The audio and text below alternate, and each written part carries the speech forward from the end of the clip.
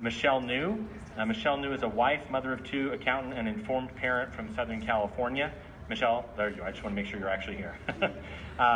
She has spent hundreds of hours studying AB329, the proposed health framework, and the education codes to make sense of what's transpiring in our schools under the guise of health. Michelle, thank you for being with us today. Thank you. So, after diving into this health education framework and trying to make sense of these education codes, their reasoning behind why they can't make the changes that we're asking for to protect our children, it just became apparent to me that they just don't care.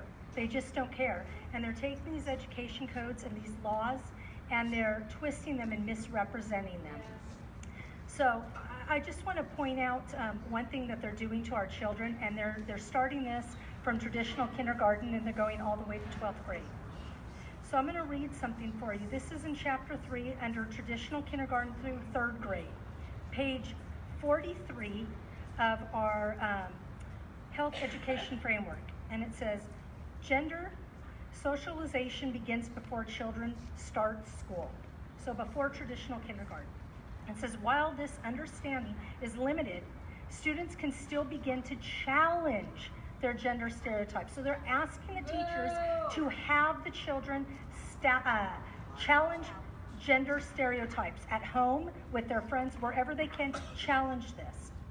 It goes on to say, asks the teacher to promote this challenging by reading Princess Boy to the children. They call this age appropriate. Okay, they don't ask the parents because they think they know better. They think they know what our children need. And I say they don't. Page 44, they go on to say, dispelling myths about gender expectations in kindergarten. It says they can lay down the groundwork for acceptance. So they want to decide what groundwork should be laid down and what should be accepting and how they should view their gender. They don't feel that this is up to you. They don't feel that you have a say. They said that you don't have a say, that they have the say. And they say this in their framework. And remember, this is traditional kindergarten through 3rd grade. So we're talking 5 to 7 years old. This is what they want to say to our children. They go on and say, discuss gender with kindergarten by exploring gender stereotypes. It says, and ask open-ended questions such as, what are preferred colors, toys, activities for boys and girls, and then challenge them. Again, it's telling them, challenge them. It says, if it's presented, continue to challenge them. Throughout the discussion, they ask them to show them images because they want them to be able to take these images and identify with the challenging things that they're going to put into their mind. So when they come home and they talk to us and we tell them something different, they don't believe us. They think we're liars. They think that the school knows better. And that's a problem. Here's something that I really am concerned about. They're using this framework to bully and coerce the students and the teachers. Because they're not asking the teachers if they want to teach this. They're telling the teachers that they need to teach this. And that's an issue. Okay? It's not okay. So I just want to point out, in doing these things, they're actually breaking the law. They're going against their own education codes that are supposed to be protecting our children and protecting parental rights. For Education Code 51933D4, it says instruction and material shall not reflect or promote bias. Does this sound like it's promoting bias to you when you're asking a child to challenge this and to call these things myths?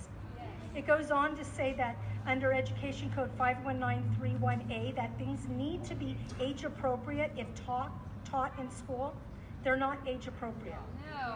They also go on to say Education Code 212.6 that sexual orientation, the first word that is used is heterosexuality. Yet they are saying that if you are calling or putting a label that is heterosexual, that you're a hater, that it's a myth, that it's biased and that you're being taught incorrectly. That's an issue there. It goes on in Education Code 212.3, religion. And under religion it says, includes all aspects of religious belief, observes and practices and includes all religion, whether it be agnostic, whether it's Catholic, Protestant, anything, that this is counted, yet they will not teach our children this. They refuse. And what they're saying is religion cannot be taught in school.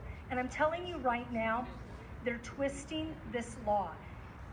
What it says is you cannot promote or teach a doctrine. You absolutely can teach a child that they are allowed to have a belief, that they are allowed to have values, that they are allowed to believe that God created boy and girl.